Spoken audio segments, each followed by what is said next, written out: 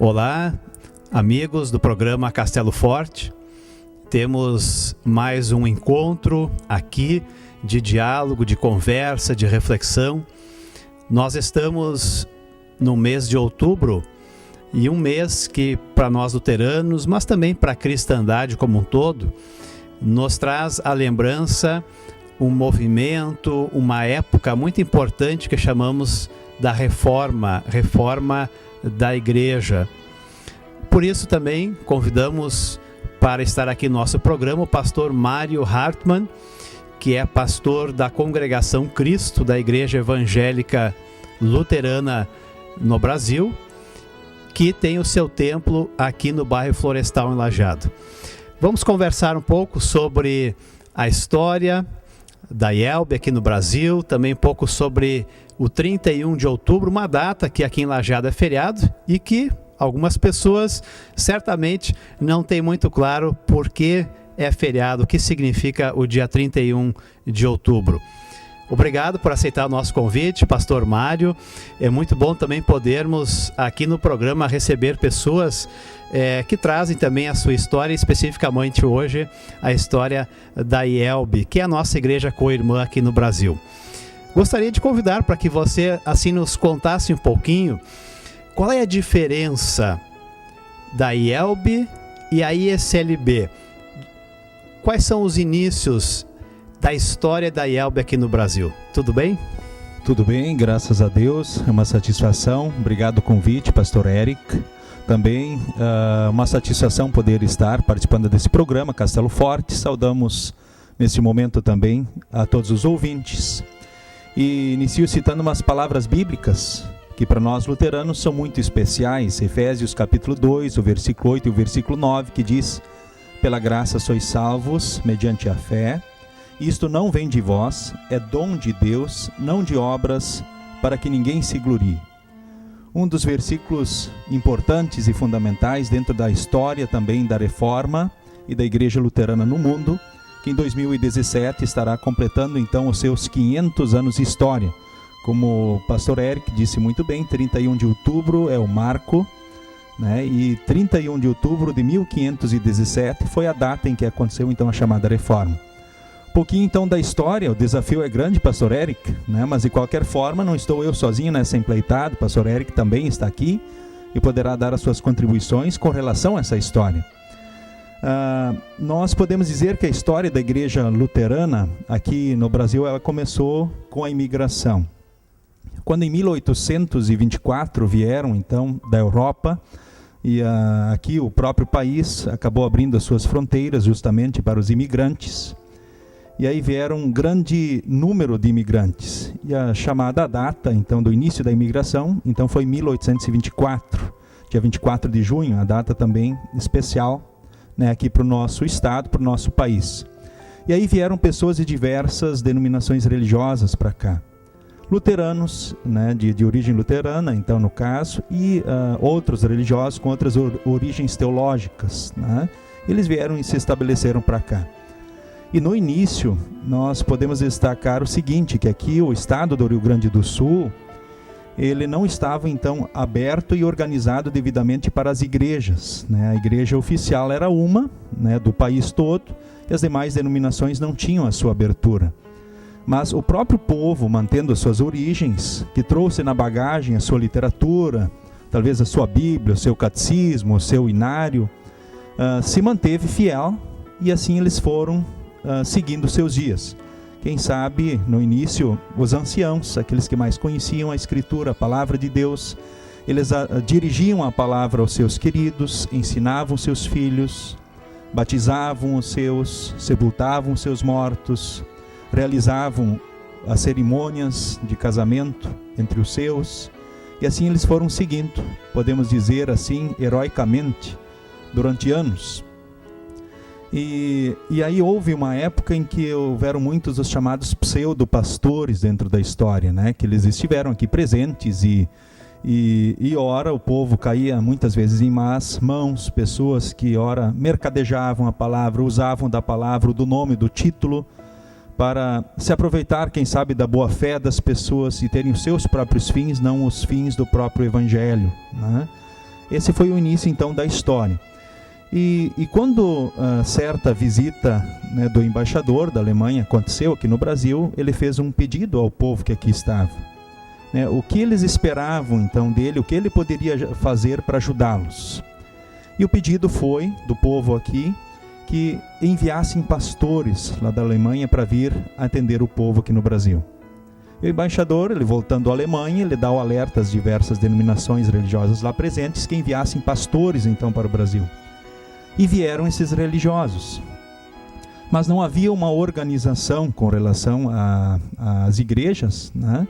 E aí se juntaram esses diversos líderes religiosos e se tentou formar então uma organização religiosa. E essa primeira organização então religiosa foi chamada então primeiramente de Sínodo Rio-Grandense. Aí surgiu oficialmente a ISLB então no Brasil, né? E o que acontece a partir disso? Aí um desses pastores que ajuda a fundar, né, o Sínodo Rio-Grandense, descontentes por algumas coisas, ele acaba se desfiliando do sínodo, né, e permanece, né, vivendo isolado com seus membros aí na região então de Novo Hamburgo, Estância Velha, né, e vai seguindo então o atendimento da sua paróquia novamente isoladamente. E mais tarde ele entra em contato com a Igreja Luterana já dos Estados Unidos, hoje a Lutheran Church Missouri Sínodo, e pede uma substituição, porque ele enfrentava um problema de enfermidade, de um pastor que viesse então de lá, da Igreja Luterana dos Estados Unidos. Porque como houve um sínodo, uma organização, e houveram pastores de mais denominações religiosas presentes, né, que ajudaram a formar o sínodo, ora, deveria-se haver uma tolerância para alguns pensamentos um pouco diferentes. Então esse pastor ele não aceitou primeiramente, né, essa conciliação de ideias. E aí ele pede então da Lutheran Church Missouri Sínodo alguém que o substituísse, e assim aconteceu. Aí veio, nesse meio tempo ele melhora de saúde, né? E aí o que acontece? Aí esse missionário, chamado Brothers, começa a viajar pelo Rio Grande do Sul, então aproveitando a melhora de saúde deste, né? E aí o que acontece? Ele vai descobrindo ainda muitas colônias alemãs que ainda estavam sem um atendimento pastoral. E a partir disso, né, se começa então a vinda também de missionários da Lutheran Church Missouri Sínodo para o Brasil, né, e vão se estabelecendo congregações que na verdade, na prática já estavam organizadas desde o início da imigração, muitas destas, e surge então oficialmente a Igreja Evangélica Luterana do Brasil, que foi fundada oficialmente em 24 de junho de 1904, né, em São Pedro, na localidade de São Pedro, região de Mata, Santa Maria, aquelas regiões, e aí surge então a Igreja Evangélica Luterana do Brasil. Pastor Mário, como é bom a gente poder conhecer um pouco da história das nossas igrejas também. Depois dessa organização da IELB, então em solo brasileiro, a partir de 1904 oficialmente, como é que a IELB se organiza hoje em termos de Brasil? Onde é que fica a sede da IELB? Como é que é a estrutura da direção da igreja nos dias de hoje? Com relação à estrutura da igreja, então, ela recentemente ela sofreu então modificações, né? O órgão máximo deliberativo da igreja é a Convenção Nacional. E a Convenção Nacional ela se reúne de 4 em 4 anos. Mas nós temos também então uma diretoria, né, executiva, né, que tem um presidente, hoje é o pastor Egon Koperek, que reside também na sede Porto Alegre, né? E hoje nós temos então vários vice-presidentes que são responsáveis por áreas então específicas, né? Um vice-presidente é finanças, outra área de comunicação, outra área social, né? E aí cada um vai cuidando dessas áreas em específico, né? Então são diversas áreas, né? E numa nova então cara, podemos dizer assim, administrativamente falando. E aí a diretoria nacional, ela interfere e age com relação então aos distritos. Os distritos, aqui nós temos o DISAT, que é o Alto do Taquari, o nosso aqui. Aí são vários distritos então no Brasil, e cada distrito tem as suas paróquias. E cada paróquia, portanto, também tem as suas congregações. Como no caso aqui, em Lajeado, né, que eu represento, é a Congregação Evangélica Luterana Cristo aqui de Lajeado. Que é composta então também das suas congregações e seus pontos de culto. Muito bem, estamos conversando com o pastor Mário Hartmann, que é pastor da Congregação Cristo, como ele acabou de relembrar aqui em Lajeado, que é uma congregação da IELB. A história do luteranismo no Brasil, uma história que tem muitos pontos interessantes, bonito e também muitos desafios. Gostaria de que a gente conversasse um pouco sobre essa questão do dia 31 de outubro, que é feriado aqui em Lajeado, e que então nos relembra desse dia em que Martim Lutero colocou publicamente as suas 95 teses, frases, questionamentos, aquilo que ele entendia na época na Alemanha que mereceria ser divulgado em relação ao seu entendimento da Bíblia e da Igreja. Pastor Mário, por que vale a pena lembrar? Por que vale a pena nós comemorarmos o dia 31 de outubro nos dias de hoje, por exemplo, no Brasil? É importante as pessoas saberem o que aconteceu lá em 1517, que impacto isso tem para nós hoje, a nível não só de luteranos, mas também para as outras pessoas. É uma ótima pergunta, né? E talvez é a pergunta que a maioria das pessoas se façam ao ouvir falar sobre esta data. Talvez não sabendo disso ou desconhecendo a história, né? Talvez chegam até a questionar essa data, que é festejada e lembrada, né? Mas precisamos lembrar, né? Por isso justamente dar um pouco mais então dessa história na origem, né? Que Martim Lutero, ele foi um doutor em teologia. E que dentro da época, né, vivendo as dificuldades que houveram dentro da igreja, né, ele redescobre algumas verdades que talvez não estavam sendo mais praticadas como se deveria pela maioria das pessoas, especialmente por líderes religiosos, e que consequentemente trazia muitas dificuldades para o povo. Ou seja, o povo via Deus como um juiz severo, vingador, castigador. Tinha uma ideia errada daquele Cristo que transmitiu o Evangelho, né, a todas as pessoas, que aliviou as cargas, né, e trouxe ânimo, coragem, força para o seu povo. Então, naquele tempo, o povo vivia muitas dificuldades, também com relação à economia, né, com relação à educação, com relação à saúde. E eu acho que aí nós percebemos muitas coisas que talvez hoje venhamos a vivenciar também em nossos dias, e aí entendemos o quanto de fato o que Lutero fez trouxe as contribuições na época e continua trazendo.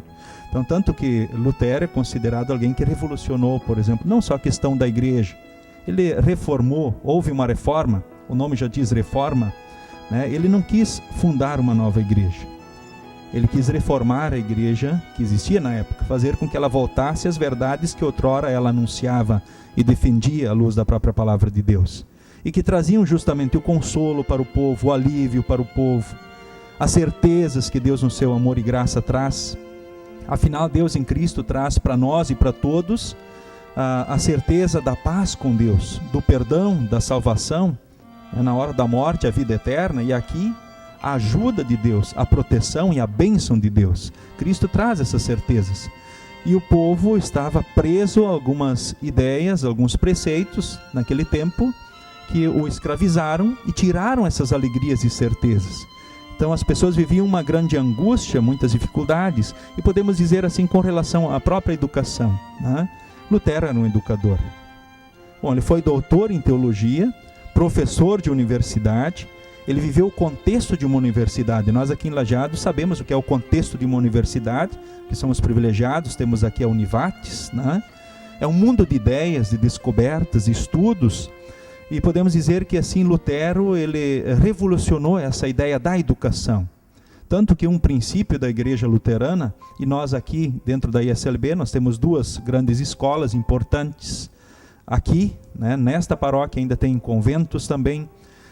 Lutero tinha a seguinte ideia, né, ao lado de cada igreja uma escola. E foi nessa ideia que surgiram dentro da igreja luterana muitas escolas, que fizeram a sua história, tem a sua importância, né?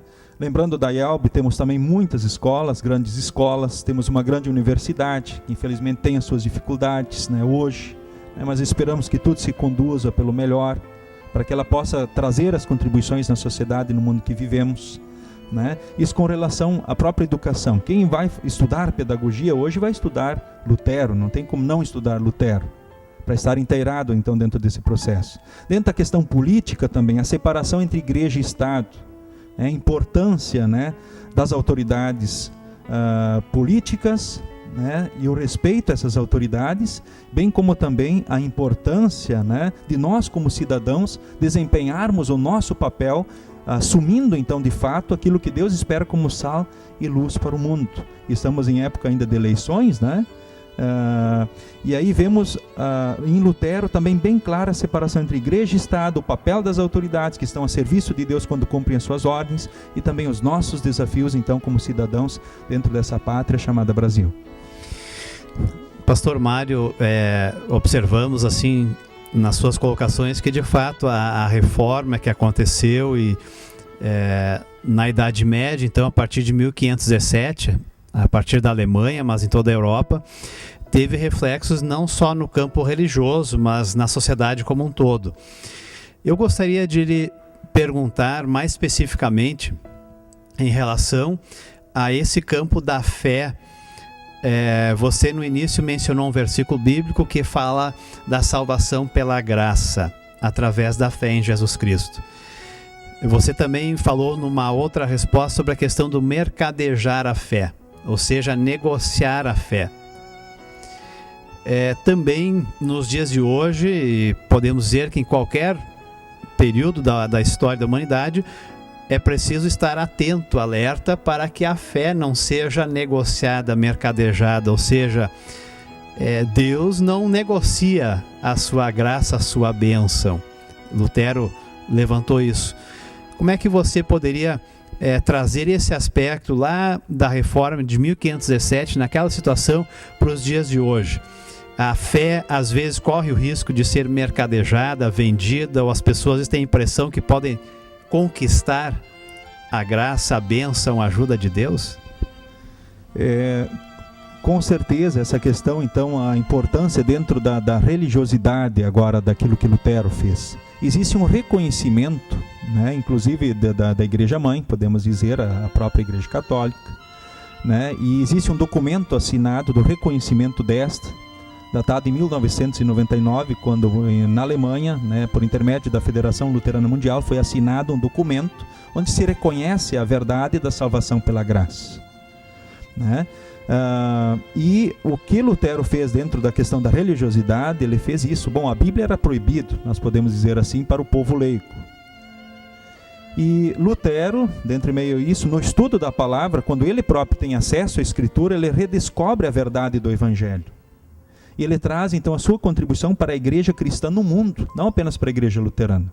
Tanto que existem muitos outros grupos que também lembram e celebram a reforma, de uma ou de outra forma, pela importância que ela tem e pelo que aconteceu nela.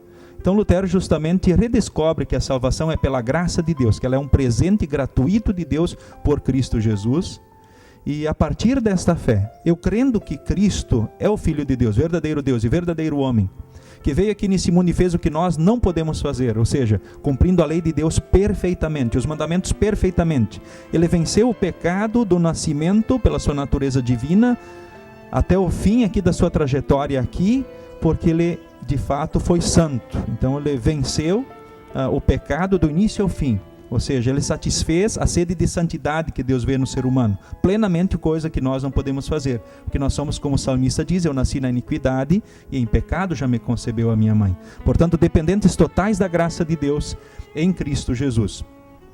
E aí o que acontece? Então, a partir justamente dessa graça, né, de Deus em Cristo, nós temos também satisfeita a sede de justiça que Deus vê no homem. Porque Deus é justo, e uma vez tendo pecado, é preciso que haja pagamento desses pecados. E Cristo lá na cruz, até a cruz, pagou tudo, e lá ele disse, está consumado. Então quem nele crer será salvo. A partir desta fé nós já temos o perdão, a salvação, a vida eterna. A certeza da ajuda, né, da proteção e da bênção de Deus. Não precisamos fazer mais nada para alcançar isso, porque Cristo já fez tudo. Agora, como disse Jesus na Escritura, no Evangelho, a árvore boa produz bons frutos. Uma coisa leva a outra. A partir da graça de Deus, do amor de Deus em Cristo, somos constrangidos, né? Não há como não querer responder diante de Deus e render culto e serviço a Ele, né? E assim diante do próximo também. E aí destacamos uma outra importância que Lutero trouxe para a sociedade, a preocupação social e com o próximo, movido pela fé não para alcançar méritos e graças diante de Deus, mas justamente servindo a Deus. E aí ele, escrevendo, ele diz: somos livres para servir. Livres para servir, então, na graça e no amor de Deus. O mercadejar a palavra, muitas vezes, infelizmente, acontece se usando o nome de Deus, ou se aproveitando da fragilidade humana, né? Muitos, infelizmente, anunciam o evangelho, anunciam a palavra, usam da palavra, podemos assim dizer, com seus próprios propósitos e não o propósito último de anunciar o evangelho. Embora que Deus, que tudo sabe pelo melhor, ora pode usar inclusive as pedras para clamar e anunciar o evangelho. E certa vez o apóstolo Paulo, claro, dentro do contexto religioso, dentro da igreja, onde ora se vivem os conflitos, também os ciúmes, as divisões, né, os partidarismos, podemos assim dizer, ele disse: o evangelho foi anunciado. Eis a importância. Então a gente sabe que pelo Espírito Santo nós podemos chegar à fé unicamente, né, e crer nas palavras e promessas de Deus. E o próprio Senhor Jesus diz que podemos apenas pelo auxílio do Espírito Santo termos justamente a fé que reconhece o que é o pecado, o que é direito e justo e o próprio juízo de Deus. E ter essas noções claras e definidas também nos dias de hoje, no contexto de hoje. Então o que precisamos fazer? Assim como Lutero usou como 3 pilares na reforma, nós também olharmos e pensarmos sobre a contribuição na fé. E os efeitos disso não são só para esta vida, são para a eternidade. E lembro nesse momento, pastor Érico, os 3 pilares da reforma, né? Somente a graça, né? Somente a fé, somente a Escritura. Somente na Escritura nós podemos ter a certeza de que a salvação é pela fé, na graça de Deus em Cristo Jesus. Muito bem, pastor Mário, é muito bom podermos conversar, trazermos aqui também esses temas importantes da reforma que continuam tão atuais e importantes nos dias de hoje, certamente também no nosso futuro. Nós estamos chegando ao final do nosso programa de hoje, mas creio que temos um convite a fazer. Sobre o dia 31 de outubro haverá um encontro, um culto com música, com um pregador convidado. Você poderia ainda, resumidamente, colocar para os nossos telespectadores o que vai acontecer dia 31 de outubro? Muito bem, né? Dia 31 de outubro, nós, a IELB, Igreja Evangélica Luterana do Brasil, em conjunto com a ISLB, né, representada também aqui pelos seus pastores, aqui em Lajeado, teremos na Congregação Evangélica Luterana Cristo, que fica aí no bairro Florestal, na esquina com a Avenida dos 15 e a Rua Martin Luther, número 25, o endereço. É uma celebração conjunta que começa às 9 horas da manhã. Teremos os corais de ambas as congregações participando, teremos um professor do seminário, pastor Raul Blum, que vai estar então dirigindo também, dirigindo a mensagem, palestrando sobre o tema Lutero e a música. Aí poderíamos entrar no outro dia e falar mais ainda sobre o assunto, mas convidamos para vocês ouvirem sobre o assunto e participarem conosco então neste dia. E com relação ainda ao todo, né, apenas dizer assim, a Igreja Luterana, né, um dos símbolos principais dela é a rosa de Lutero. Né, e concluo justamente com essas palavras: a cruz fica no centro. A cruz manchada pelos nossos pecados, então a cruz escura. Né, e essa cruz, foi lá na cruz que Cristo justamente veio limpar o nosso coração e trazer paz com Deus. Aí eu vou lembrando o entorno da rosa de Lutero, paz com Deus, e a partir desta paz podemos viver alegres e em paz com Deus, com o nosso próximo, e servir melhor na sociedade aqui neste mundo, e na certeza da salvação, da vida eterna, a coroa da vida eterna em Cristo Jesus. E a Igreja Luterana no mundo, aqui também, as nossas igrejas têm esse propósito, unir as igrejas, e por isso nós temos relações com as denominações religiosas diversas, nos unir e unir as igrejas cada vez mais em Cristo e no Evangelho, e a partir disso construir relações na sociedade e no mundo em que vivemos, que cada vez mais está desamparado e triste, sem o Evangelho, atribulado e pesaroso, ansioso, preocupado, talvez muitos até perdidos e desesperados, sem a cruz do Evangelho. E esse é o grande desafio nosso nos dias de hoje e em todos. Deus nos guarde e abençoe. Obrigado, pastor Mário. Foi um prazer podermos estar juntos aqui no nosso programa. E assim fica o convite, dia 31 de outubro, às 9 horas da manhã. Celebração conjunta, todos são muito bem-vindos, não só membros da IELB e da SLB, todos aqueles que gostariam de celebrar conosco esse momento, lembrando da graça de Deus em nossa vida, são muito bem-vindos. Muito obrigado, até um próximo encontro. Obrigado, uma satisfação, uma honra estar convosco.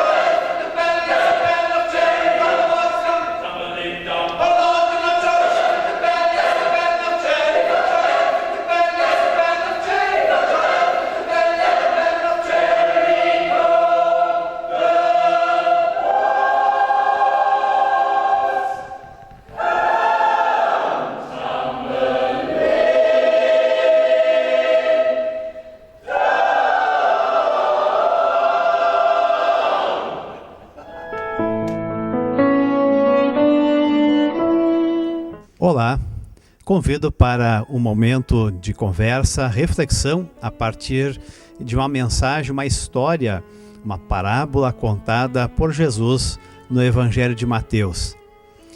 Jesus contava muitas parábolas, histórias que ele tirava da vida cotidiana, situações de trabalho, de relacionamentos.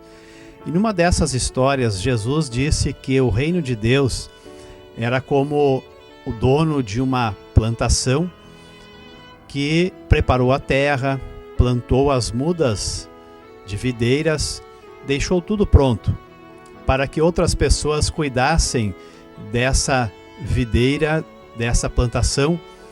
E esse dono então viria, após a colheita, receber a sua parte, o que lhe era devido. Jesus usou essa história, essa parábola, para ilustrar, para exemplificar a relação de Deus com o seu povo, na época o povo de Israel, os judeus, especialmente os líderes, mas também uma parábola que fala a todos nós nos dias de hoje. Jesus, no final dessa história, ele diz que Deus, ele espera, deseja que as pessoas que têm recebido dádivas, plantas, sementes, simbolicamente falando, que essas pessoas devem frutificar. Amigo, amiga, gostaria de ressaltar 2 pontos breves aqui nesse momento. Em primeiro lugar, através dessa parábola e também de outros tantos textos bíblicos, nós somos lembrados mais uma vez que todos nós temos recebido muito. Nós temos não mudas de videiras, quem sabe não um pedaço de terra, mas nós temos em nossas mãos capacidades. Nós temos inteligência, conhecimento, temos sim a terra, a água, o sol, as plantas, os animais. Nós temos história de vida, experiências, tudo isso nós temos à nossa disposição. Deus é a fonte, Ele é o Criador. Você já parou para pensar o quanto você tem recebido de Deus? As riquezas que a tua vida, que a nossa vida tem, que está à nossa disposição? Muitas vezes pensamos de uma forma muito simplista, como se riqueza fosse somente dinheiro no banco, no bolso. Mas Deus tem dado muito a todos nós. Esse é o primeiro ponto. Sermos gratos, reconhecermos que todos nós temos sim muito que Deus tem nos dado. Em segundo lugar, com essa história, essa parábola, Jesus também diz que Deus espera que nós frutifiquemos. Ou seja, não estamos aqui para guardar o nosso conhecimento, para armazenarmos o que nós temos à nossa disposição, mas Deus quer que a nossa vida produza muitas coisas boas. Uma grande armadilha pode ser querermos que todos os benefícios, aprendizados, sejam reservados, mantidos somente para o nosso proveito, para que nós desfrutemos disso tudo. Deus ensina e espera que Ele receba um pouco dessa colheita, que Deus seja agradecido, honrado, que Ele receba uma parte daquilo que nós colhemos através da nossa vida, através da vida que Ele nos proporciona. Como nós podemos frutificar? Deus não está interessado em receber coisas, mas Deus está interessado em colher frutos bons da nossa vida. Por exemplo, ressalto 3 frutos que Jesus sempre valorizou muito. Em primeiro lugar, o fruto da justiça. Jesus disse que devemos buscar em primeiro lugar a sua justiça e todas as outras coisas serão acrescentadas. Viver usando a nossa vida e conhecimento para promover o que é justo. Em segundo lugar, um outro fruto é a misericórdia. Como é bonito viver num ambiente, numa sociedade onde as pessoas têm misericórdia umas das outras, onde elas têm compaixão, se gostam, se cuidam, se amparam. Terceiro lugar, uma forma de frutificar para o reino de Deus é também buscar a verdade. Lutar, se esforçar, valorizar aquilo que é verdadeiro. Deixar a mentira de lado, valorizar, elogiar aquilo que é sincero, aquilo que é verdadeiro e transparente. Amigo, amiga, que grande notícia! Deus tem dado a cada um de nós muitas riquezas, dons, capacidades, oportunidades. Vamos frutificar. Não vamos pensar só em nós. Vamos fazer com que a nossa vida produza muitas coisas boas para a glória de Deus, para o bem do nosso ser, para o bem também do nosso próximo, para o bem de toda a sociedade, de toda a criação de Deus. Que sejamos felizes, alegres, nessa busca de frutificarmos muito para o reino de Deus. Amém.